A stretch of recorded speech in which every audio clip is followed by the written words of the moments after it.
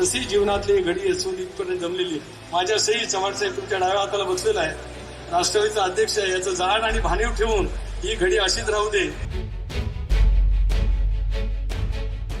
हे एकदा राणे साहेबांनी मला शिकवलं तर रायगडला मला त्याचा खूप उपयोग होईल.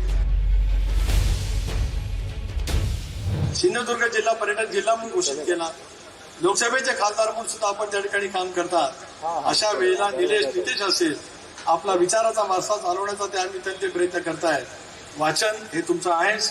मराठी भाषेवरचं प्रभुत्व अत्यंत अचलकित पद्धतीचं मराठी बोलणं हे आपलं खासियत त्या ठिकाणी आहे. राजकारणाचे बारकावे करत असताना सुद्धा मला रवींद्रजी चव्हाण साहेब आपण प्रदेशाध्यक्ष आहात. सिंधुदुर्ग जिल्ह्यातला राणे पॅटर्न फक्त राणेच दाखवू शकतात आणि एका वेळेला भाजप आणि शिवसेनेची बिनविरोध जिल्हा परिषद कसं येऊ शकते हे एकदा राणे साहेबांनी मला शिकवलं तर रायगडला मला त्याचा खूप उपयोग होईल. एवढंच मला या ठिकाणी त्यांनी सांगायचं आहे. अशा अनेक गोष्टी आहेत.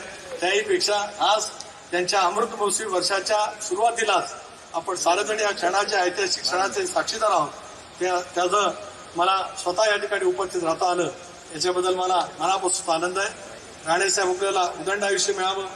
75वी तर साजरी होईलच पण आपला सहस्र चंद्रदर्शन सोहळा सुद्धा याच नेत्यांच्या उपस्थितीमध्ये आणि आहेत याच पद्धतीने आपल्यालाही मोठं मिळावं.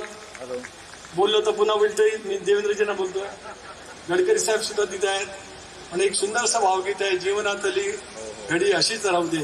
तशी जीवनातली घडी असून इथपर्यंत जमलेली. माझ्या सही चव्हाण साहेब तुमच्या डाव्या हाताला बसलेला आहे. राष्ट्रवादीचा अध्यक्ष आहे. याचं जाण आणि भानीव ठेवून ही घडी अशीच राहू दे. एवढंच राणे साहेबांच्या या सत्कार समारंभाच्या निमित्ताने या ठिकाणी सांगतो. पुन्हा एकदा राष्ट्रवादी काँग्रेस पक्षाच्या वतीने आज दादा हयात नाही. दादा असते तर निश्चितच आपल्या या अमृत महोत्सवी वर्षाच्या निमित्ताने त्या ठिकाणी आले असते. आज वहिनी पोटनिवडणूक असल्यामुळे आल्या नाही. उपमुख्यमंत्री सुनेत्रा वहिनीच्या वतीने माझ्या पक्षाच्या वतीने आणि तमाम कोकणवासीयांच्या वतीने आपल्याला मनपूर्वक हार्दिक शुभेच्छा देतो थांबतो.